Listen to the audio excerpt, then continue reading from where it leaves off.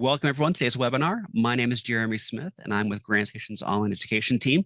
And I'll be your host for today's Target Ed, and it's Demystifying AI, Definitions and Considerations.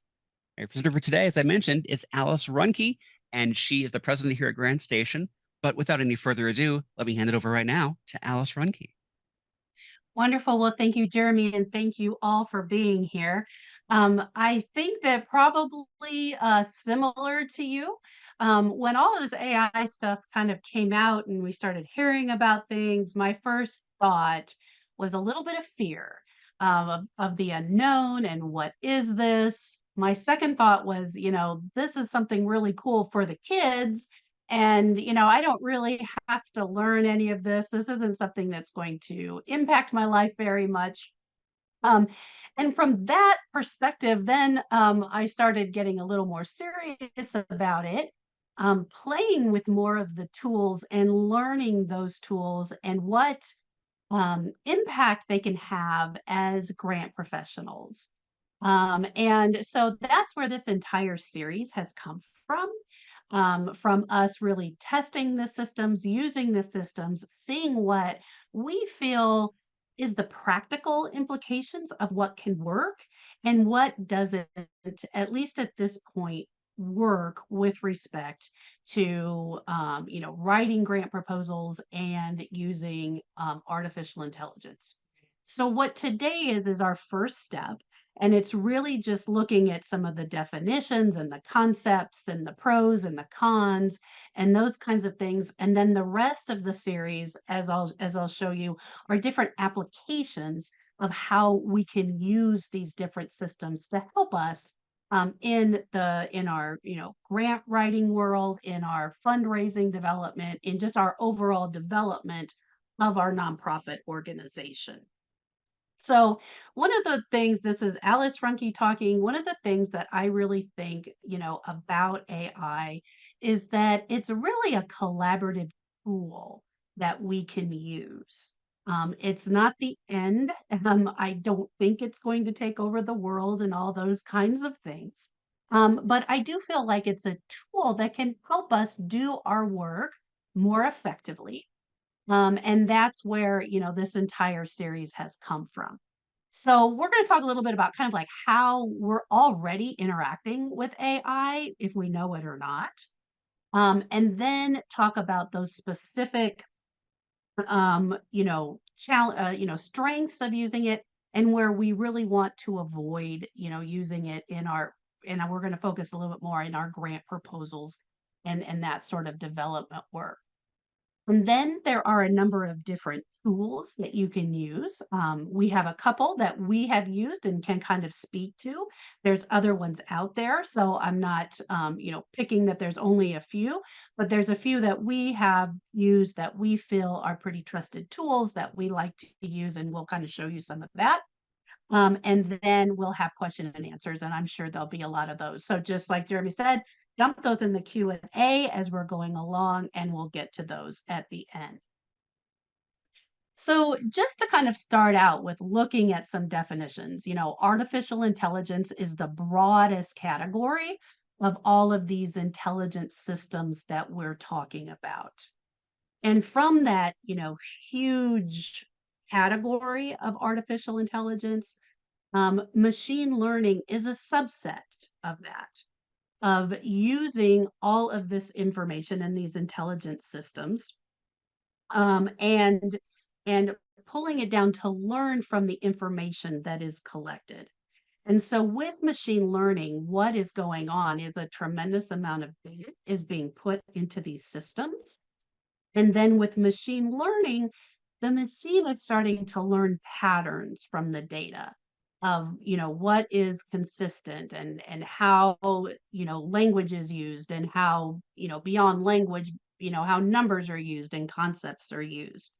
And so what it's doing is it's making predictions based on this huge set of information.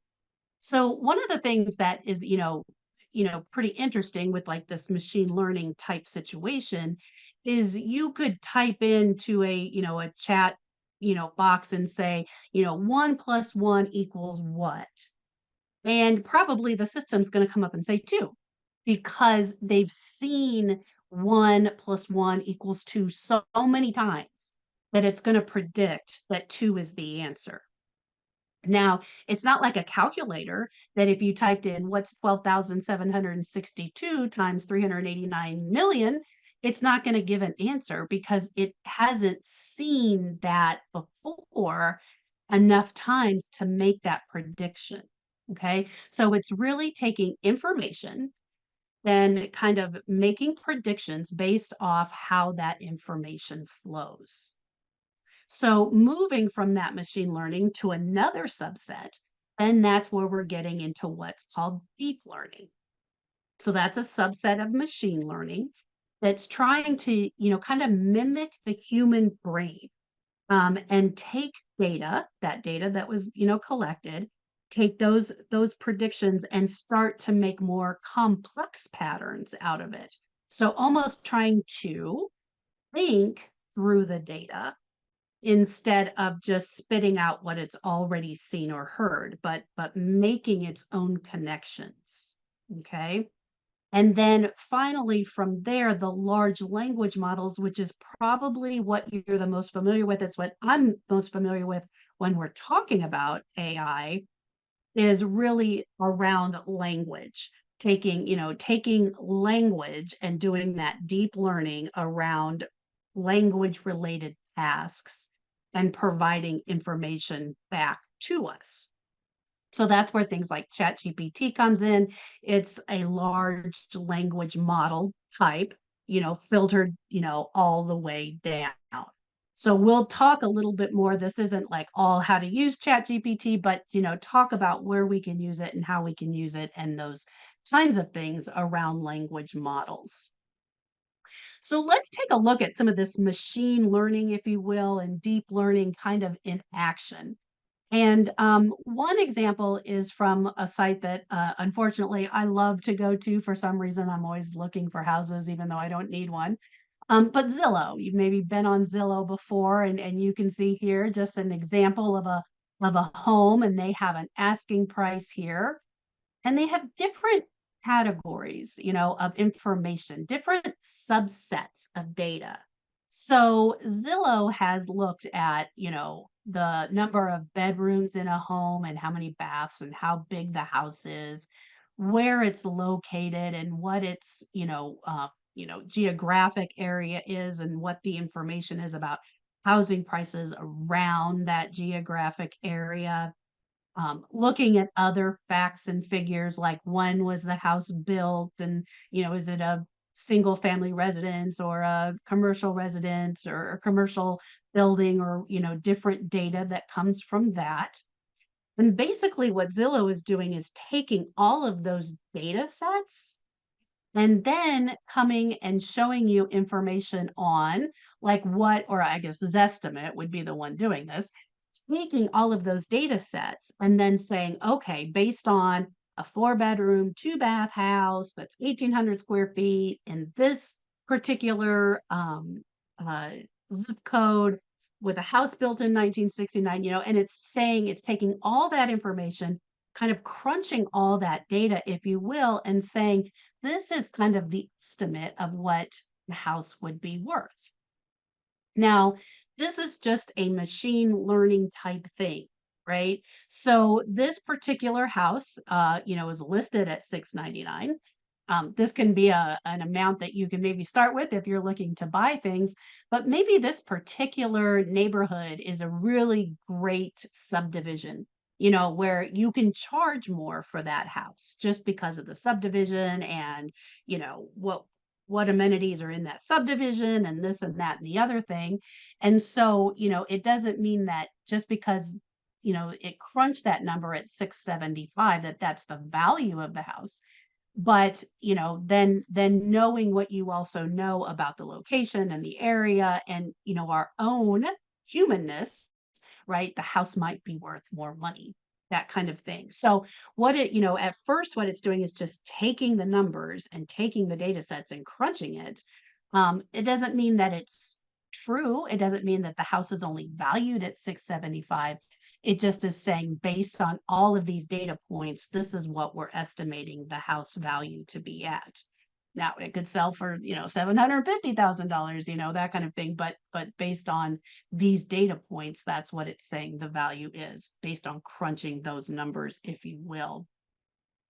So this is just like one example of a machine learning thing that we interact with all the time.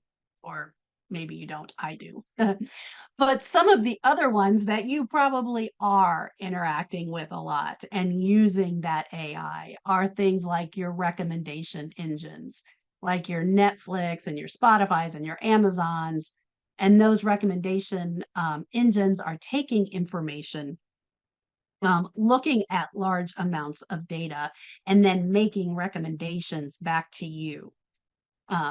And so we'll talk a little bit more about like a Netflix kind of example here in a slide.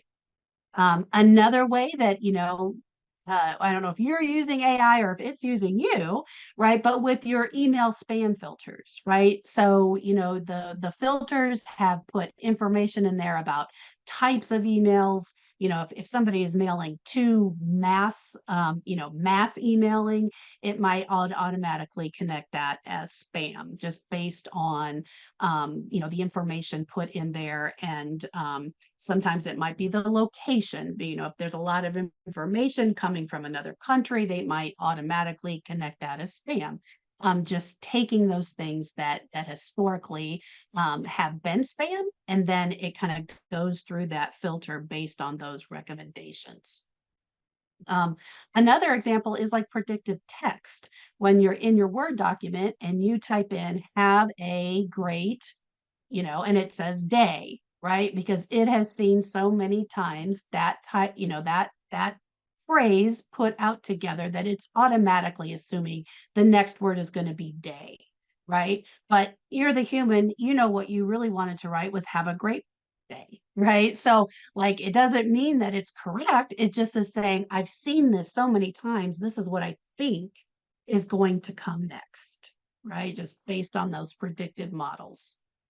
And then like fraud detection, that's another way AI is used. So, my credit card always sees me buying things from this computer in this home.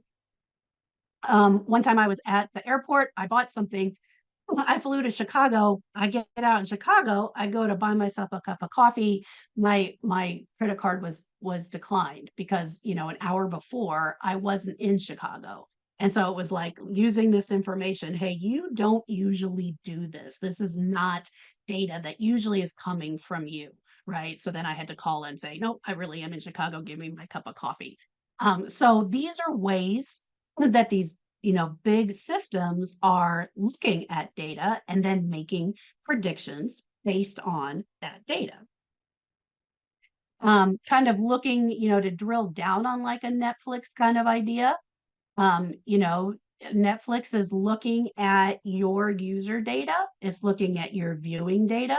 It's looking at, do you start and stop certain types of videos? Do how are you using Netflix? And it's recording all of that information. And then then it's making predictions based on that. So if you really like action movies, it's always going to show you action movies as recommendations. Or it's also going to take people using your user data as well. People in your area, using Netflix mostly in the evenings, let's say. Other people like you, other users who have similar trends than you, they also like X, right? And so it's going to recommend things based on what this huge data set is saying about people like you, or users, not people, but users like you. So we are interacting with this all the time, if we know it or not, right? For good or bad, but these are the ways that these models are, that you've been interacting with these models for a long time.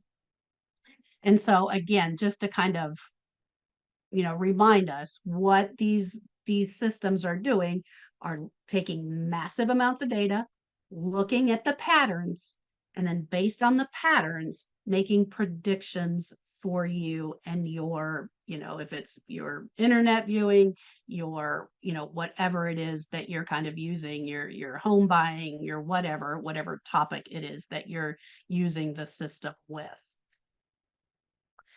Um, so when you're looking at training those large language models, and when we're talking about like a chat GPT or a grantable that we're going to be talking about, we're looking at those language things of helping us to craft our drafts or do, things based on language. So those large language models, had an incredible amount of text. It might have been books or articles or websites or, kind of anything out there that's written that's kind of public material. And so that was kind of the first wave. And then now kind of what you're seeing are more fine tuning and specific usages of all of that data and all of that information and all of those predictive, patterns that have come out.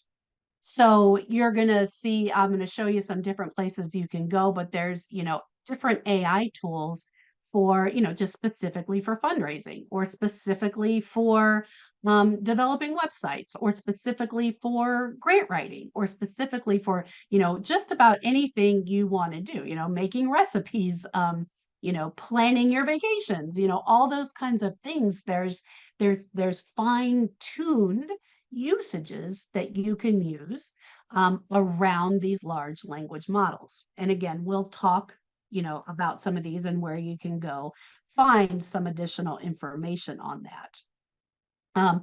One of the things that's kind of, interesting with this, like initial training and this, this first kind of grab of a bunch of data, it's really looking at information. I would imagine, and I've done it before, so actually I know this is true. But if you go into a chat GPT and you do, talk about GrantStation, um, it has seen GrantStation enough, in all of its data sets that it makes, some information about GrantStation, right? It provides information about GrantStation because it's seen it, from websites, from what other people have written, from spokes, from whatever. It can make, comments or talk about it or whatever. Now, if you were a really small organization, that really didn't have, much written about you or much information about you out there, then it wouldn't pick up really anything about your organization, right? So that's kind of also one of those things that, to kind of understand how the system is working, that we can usually ask about GrantStation and get correct answers. We're going to talk about that a little bit in a few slides. But because it has seen the usage of GrantStation in that language, it's going to make predictions based on what it's seen. So let's talk about some of the strengths and the weaknesses of these large language models. And I'm just using ChatGPT as kind of an example because it's probably the one that we're all the most familiar with. Okay. So some of the strengths of using ChatGPT is really that quick generation of drafts of things that you can, write about. And so you can put information into ChatGPT. You can ask the question that the funder is asking, and get, some text back with information based on what that question was. Okay. So with a lot of different things, it can be just this great kind of connecting with drafts. Also, this great brainstorming. The last one is brainstorming. It can just you can start to ask it questions that can help you decide on different directions you might want to go, things you want to explore. What is it coming up with some of these great ideas, that it's pulling from all this information. We're going to talk about weaknesses next. Okay, it doesn't mean that just because ChatGPT spit this information out that you want to use it or you don't want to verify everything that you're being told, right? But it is a great tool just to, I want to do a presentation on artificial intelligence and grant writing. What key points should I talk about? And it will give you ideas, right, based on that information. So it's a great tool. Now, that doesn't mean that that's my agenda for the day, right? I still need to be the one thinking about using, testing this information, but it is a great start with just different areas that you might have to brainstorm ideas or create drafts of things. We've played around with, you let's say you have to do performance reviews, let's say for your staff, and you can put information in about that staff member and what their strengths and their weaknesses are. um, and it can spit out information around that, that again, you're not going to want to use wholeheartedly, but it can start to create some of that language, some of the information, some of the structure that you need to write that performance review, right? So again, I really find it's a collaborative tool that can help us, help save us some time in the work that we do. But it's not a replacement for the human being or our own thoughts. We're the thinkers, we're the planners, we're the doers. We know what we know more than ChatGPT knows it.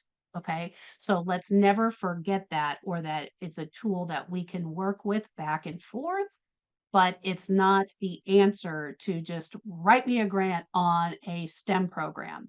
That is not the way you want to use the tool, because it's not about your STEM program, right? So, just being very cautious of that. But it does create, that structure, that graph, that brainstorming of things that you might want to consider a little bit more. With looking at the recalling information part. So what you can also do in ChatGPT is actually upload information that's your information.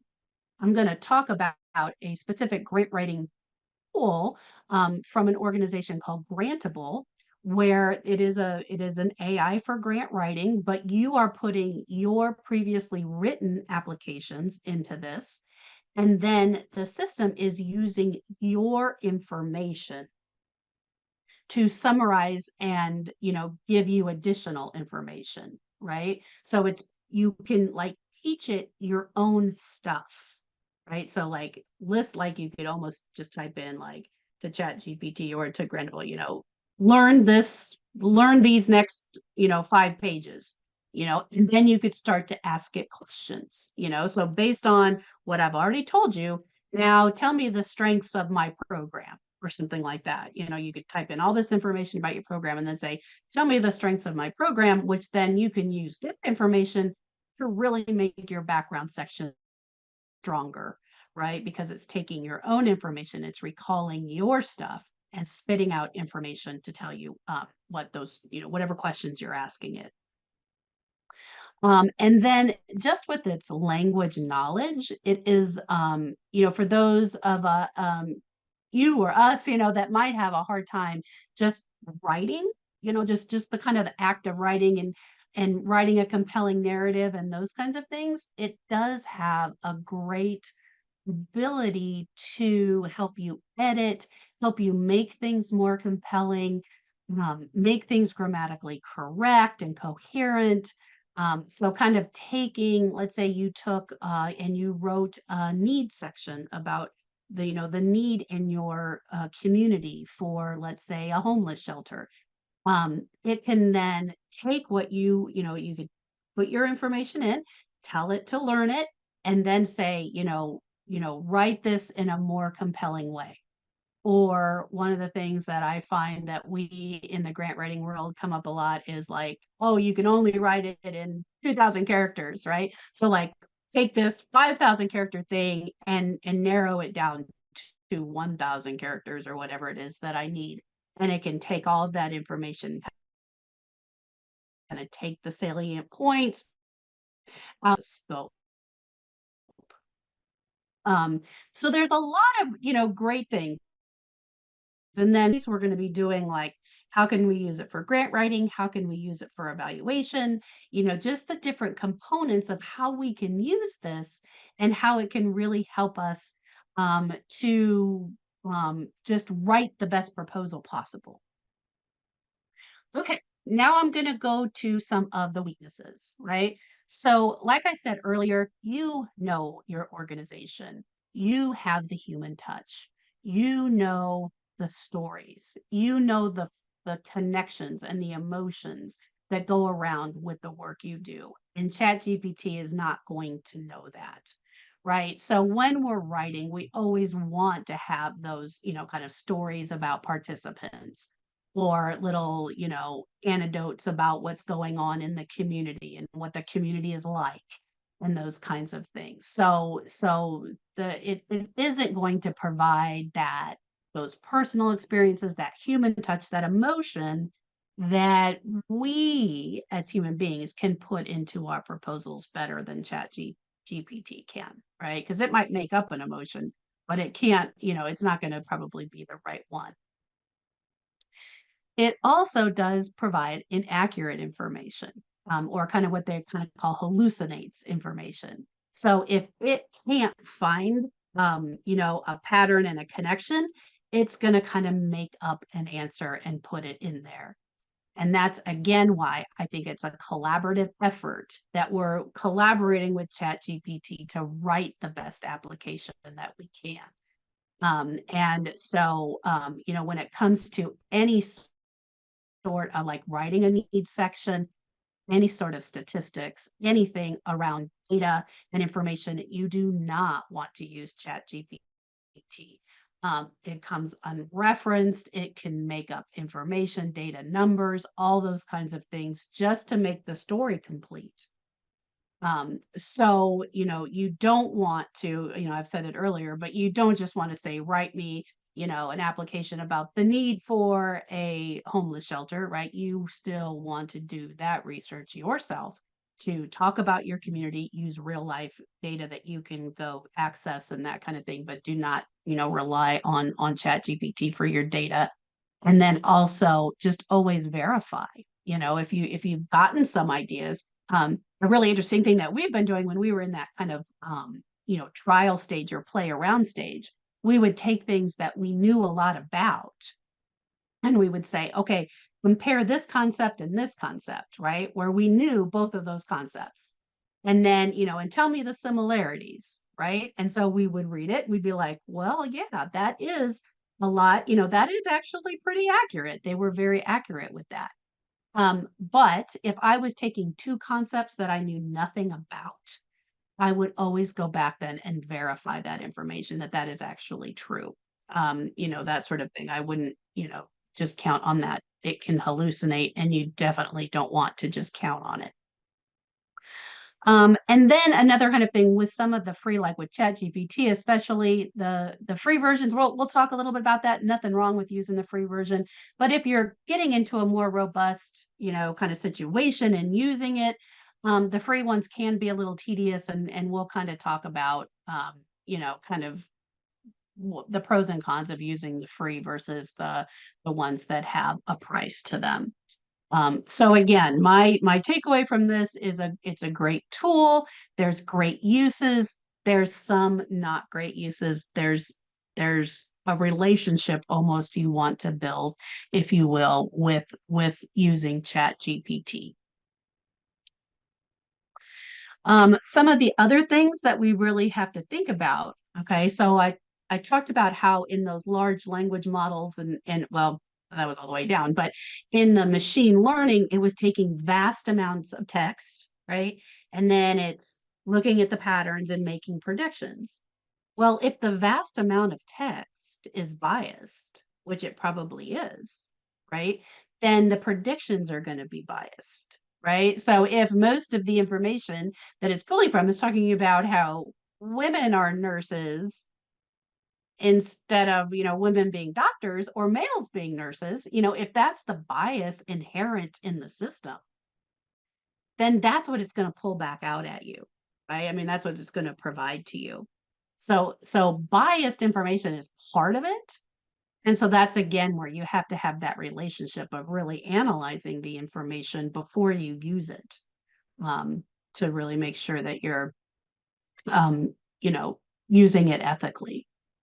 I know that plagiarism, especially when you're looking at, school uses and higher ed and, high school and college, those kinds of things, it's going to be a big issue of people just going in, taking this information, saying it's mine and handing it in.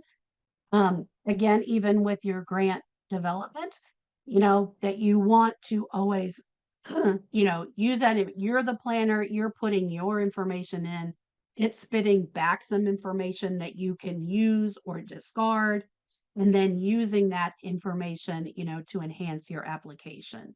So again, a give and take to make sure that you're not just taking full, printing off something that ChatGPT gave you and turning that into a funder. That's not the way that you want to use um, um, AI tools ethically. Some people are really worried about, job security and those kinds of things. I think again that as grant professionals, I think this is a tool that's going to help us do our work better. I think it's a tool that's going to help those smaller nonprofit organizations get a little bit of a leg up, have that assistance in helping them, write really compelling proposals. Where before only the, more wealthy nonprofits with a grant writer and a development office kind of could compete.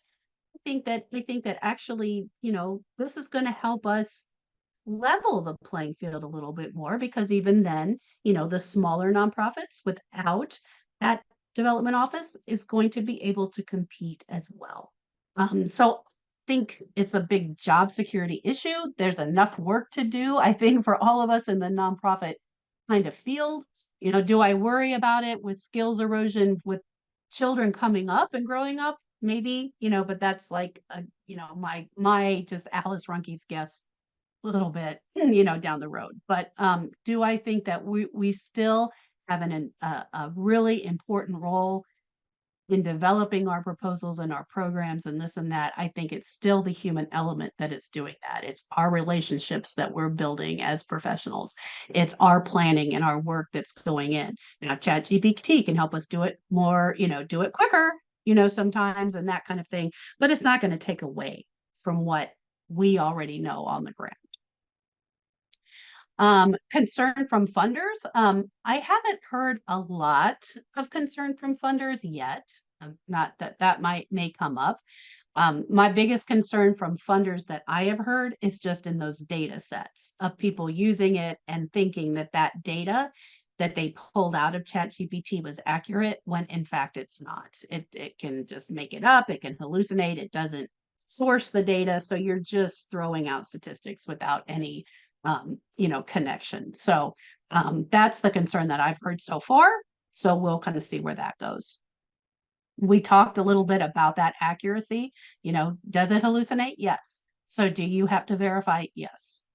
And then data privacy of putting in information. We're going to talk a little bit about Grantable and how Grantable is a tool that you put in your information. And then it helps you to write. You can use like ChatGPT to enhance your work, but you're taking your own, previously written grant proposals or, written strategic plans or whatever it is that you have. You're putting your own information in. It's staying within that system and it's pulling out from your own text and making those improvements. So in like using systems like that, I feel it's a little bit safer because that kind of data privacy kind of element has been added in. So is there a worry that your information could go out there? Yes, I certainly wouldn't put any, particularly sensitive information about, clients or participants or, things like that. I would never put that into a chat GPT or, anything like, things like that. Just for your own safety and their safety. So I think you do have to be careful about those kinds of things. But there are two kind of groups that are working around, development work. One is Fundraising AI, and they have a framework. You can click to their framework. And then the Grant Professionals Association has also come up with a code of ethics.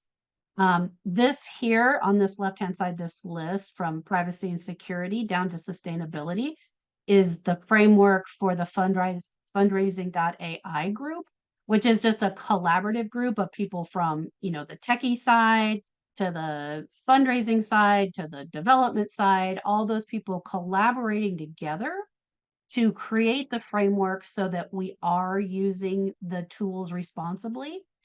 So there's, a movement, I think, of people, obviously trying to make sure that we're using this stuff in an ethical way. And so they have a framework. You can just go and click on it, and then you can look under each one of, data ethics, inclusiveness, like, and what they're outlining is the ethical uses. And then the Grant Professionals Association also has the code of ethics in using these large language models like ChatGPT. So they're, starting to take the ethics of the grant profession and wrapping that around these AI tools. Now, these are probably evolving a lot. What we see here might change in 6 months, right? As different tools are added or we learn, something new comes on board. So it's constantly changing. But I think that there is a lot of guidance for us as to how to use these tools, responsibly. And that people are really thinking about it. And I think that you can get a lot of good information from what's already been developed by these two groups about how your own organization might want to use the tools. So I just want to talk about a couple of things. We're going to use both of these kind of show some demonstrations of using both ChatGPT and Grantable as we go through the rest of the series. We have 5 more sessions. Both of them have a free option that you can, go in and at least start to look at. And then they have, a more robust option as well. We've partnered with Grantable because they are such an ethical organization, and we've also developed a package where if you are looking for a GrantStation membership and a Grantable membership, you can do that at a reduced cost, or you can do them separate, or you can do one or the other or neither. But Grantable is that kind of AI specific for grant writing, right? So it's that application that's being developed. That's I can't remember what word I used earlier, but that really drilling down to specific uses. And then there's a really cool website just for if you want to play around with it. It's just called There's an AI. There's an AI for that. So if it does come from, I want to plan a trip to Europe or, an AI for travel, an AI for recipes, an AI for an exercise plan or whatever, there's probably an AI for all of these things, right? So, you can just go on that site and look. There's other, a couple of other, I think, grant writing ones as well, besides Grantable. But there's a lot of other options that you can go out there and look. So I'm not saying these are the only ones or these are the only ethical ones or anything like that. I'm just saying these are kind of the ones that we've used the most, that we've tested and feel comfortable kind of talking about. So just kind of looking at some of the pros, not necessarily pros and cons, but when looking at ChatGPT, one of the things that I here would be my recommendation, and I think I don't have it written on here, but one of the things is I think that if you've not used ChatGPT, go in, look at the free version, and start to play with it. I have a slide next about kind of using it. I think as you see the uses, see how your organization might be able to use it, then you could decide if you want to do the $20 a month kind of option. I did notice that like when I first started using this about a year ago and we started playing with it, almost every time I got on the free version, I could use it. But then I found like now if I just go on, it'll say like, oh, come back, it's too busy. Right. So that's why I went up to the next version because I was like, well, I don't want it to be busy when I need it. So I went up and did the priority. The models, it kind of comes, that the plus version handles more complex tasks and kind of can take prompts and use more nuanced prompts like make it could spit something out and you could say make this written on the 5th grade level or something like that and make it do more nuanced kinds of things than the free version can. I have not played with this very much, but you can now make custom GPTs. I'm not 100% sure on that. David, who is my partner in crime on this, who will be back for the rest of these, does know about these. So he'll probably talk about those as we move forward. And then there are other tools like the Dolly has more to do with making images and using advanced tools that you can use with the advanced version. So just a couple of things there. And then with the grantable option, you can do a free one where you can just get in there. You put your information in there, your previously written grants. You use this information to create your grant applications. If you are going to be using it more and more, then you go up to the starter package, or if you're using lots of it, then you go up to the largest package that they have. So it really goes on usage, how much you're going to use it. What you're getting is the same regardless. It's just how much you can use it is where the difference in price comes. So what I would do is, kind of get started with that Chat GPT or Grantable and kind of go into those, free versions. Go into Chat GPT and just start playing with it. I mean, it's quite interesting. You can just go in and start to say, just simple prompts, how can you help me plan a trip to Europe? Or how can you help me um, write a statement of need and see what it says? What does it say for the most important things in a statement of need? Or, just asking it different things and starting to play with it. Again, like you can put information in about yourself, like fake information, like when I was talking about the performance review. Here's Alice, here's her strengths, here's her weaknesses. Write a performance review for Alice, and see what it comes up with. It'll be fascinating when you see it. Your mouth is going to drop. You're going to be like, oh my gosh, I can't believe it came up with all of this, this performance review. So I encourage you just to start playing. And as you start to play, you'll start to, and then if you attend the rest of our webinars, you'll see more usages and how you can use it for your evaluations and data analysis and writing your applications and things like that. And then you can go into Grantable. You can upload your previous, grant applications, and then you can say, okay, I've entered my grant application. You could take a fake one like the Colorado Common Grant application, just as an example. You could say, write me, a grant using, learn this, what I just uploaded. Now write me a grant and write the questions out that the Colorado Common Grant application came up with. And see for yourself, what is it pulling? How is it pulling it? What is it writing? What is it rewriting? Those kinds of things to look and see just how the systems are kind of working. I think the first step is really just playing with it to kind of see what's possible. Okay.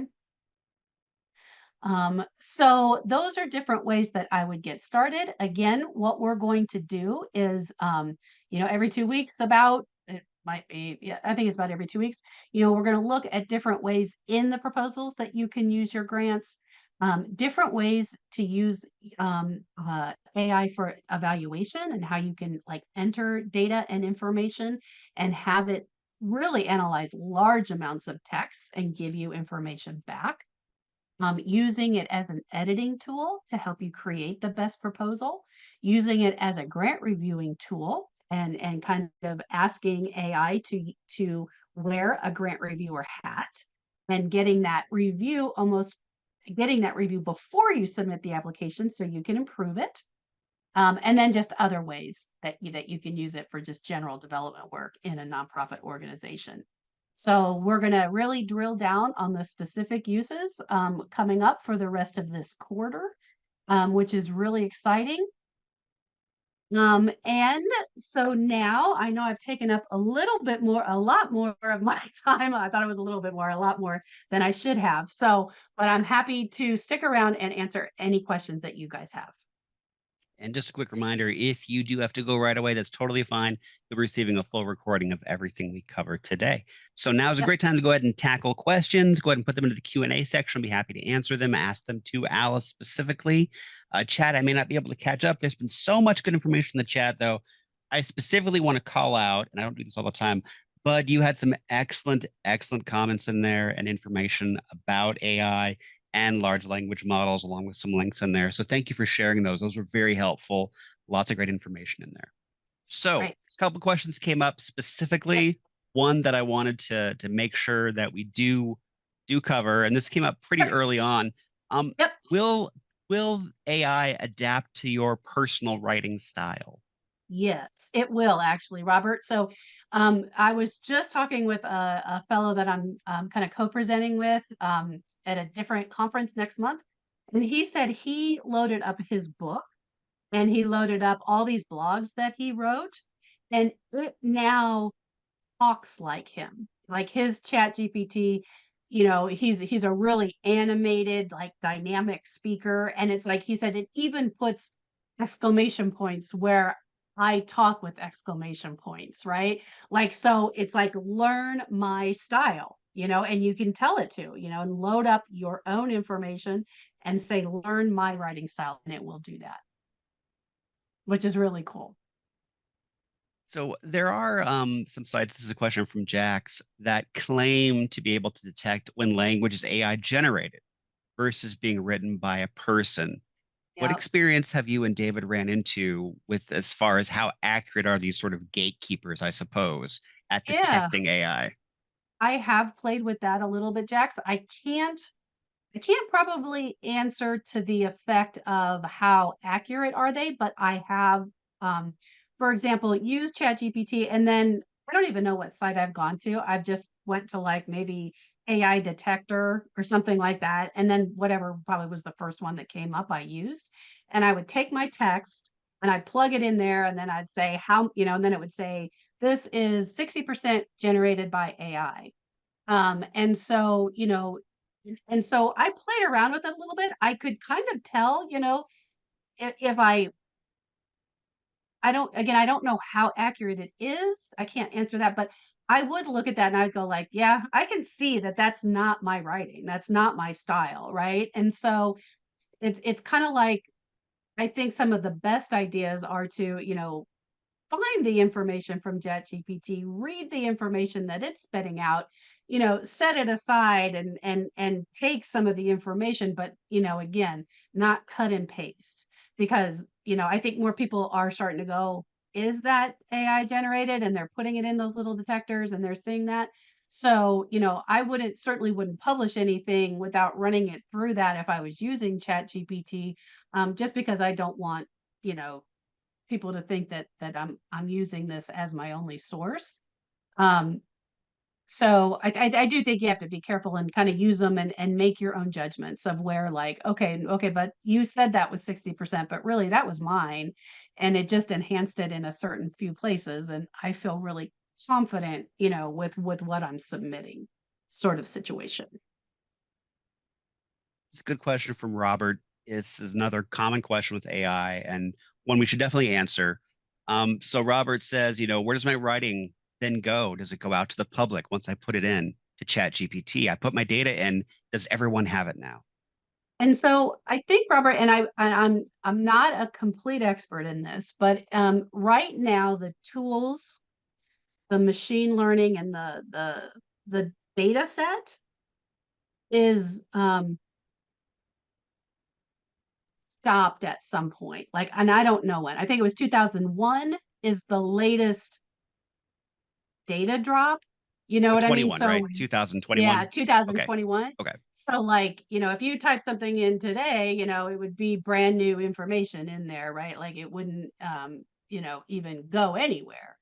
Um it could Your information could be, assumed by the larger massive system. Talking with Philip at Grantable, he always talks though about how it not being impossible. It's not a 0% chance, but he was saying, like your information, the thought of your information then being like copied and pasted and spit back out to somebody else is really, really, really, really significantly low. Okay. I mean, it might go into a massive data set, but it's not like these things are just going to a website and taking information and then putting the same thing, from a website here and here. Um, so, there is part of a danger in that. I'm not saying that it's zero, but your chances are very low of your data actually, being singled out to be used or reused or whatever. If you were, let me just give you an example. If you were writing for a STEM program, you said, write me a grant for a STEM program. It's going to go out and look at all these STEM programs and take all this information that's already been, collected and then it's going to take that information and say, here's the 5 things you should have in a STEM program based on the fact that those 5 things are in almost every STEM program. But if you had one thing in your STEM program, that was different, it's probably not going to pick that up because it's not enough of a pattern in the text to pick that out, if that makes sense.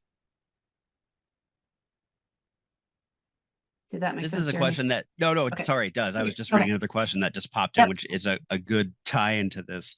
A lot of these questions that are being asked, I'm seeing, are things that will be covered in this course of this series. So something to keep in mind if Okay. you want to answer these directly.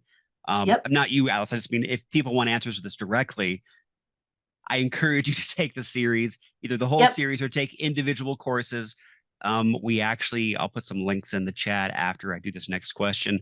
But Lydia asks you a question that Judith asks about stating if a percentage of a document was generated during AI.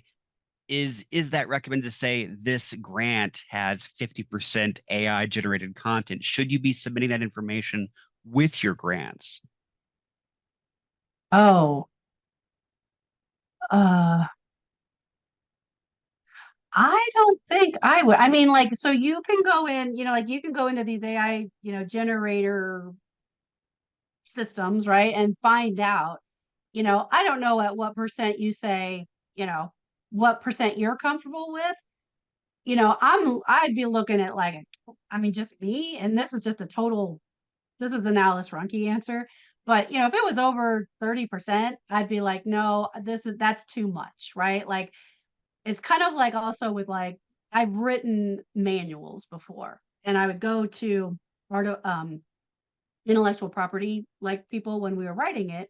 It's like the 2 things that I was writing in my manual weren't brand new. Grant writing wasn't brand new, and this strength-based thing I was writing wasn't brand new, right? And the lady with this intellectual property lawyer, she said, listen, what you can do is you can read all sorts of things, you know put it all away, and then come up with how you're combining those things. You know what I mean? That's, you can do that, right? And that's not violating, intellectual property.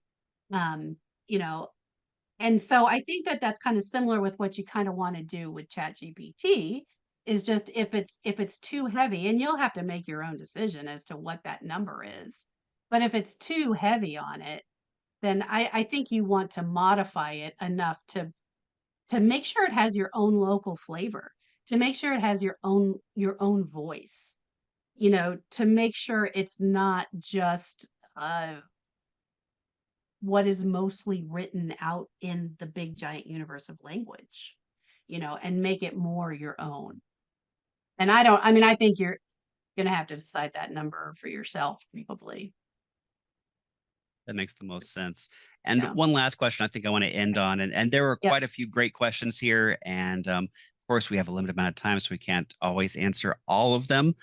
But who should be taking the series, Alice? Who is best suited to take this? Is this for a grant Oh, writer? yeah. Who is this for? I think so. We're going to focus more on kind of the grant writing kind of components of, how to put your proposals together. So if you're in the writing field at all, We're not going to touch a ton on like the fundraising side. I know there's a lot that people are using for like appeals, to donors and things like that. And there's a lot of uses of AI out there for those kinds of things, more of that fundraising side. We're not going to focus so much on that. We're going to be focusing more on grants. And then I think, you know, if you're scared of it, I think if you're not scared of it, no matter what, if you're new to it, if you've already used it and you're real familiar with it, it's going to be, we're at a beginner level. But it's really going to be very practically driven as to, how can you use it to crunch numbers or crunch data or crunch information, right? So like really practical tools. So if that's where you're at and if you're in the grant writing space, it's really going to be worth your while to learn different ways to use the tools. Visit GrantStation to see our latest online education offerings in the form of live webinars, interactive workshops, and on-demand learning. GrantStation.com, your fast track to funding and online education.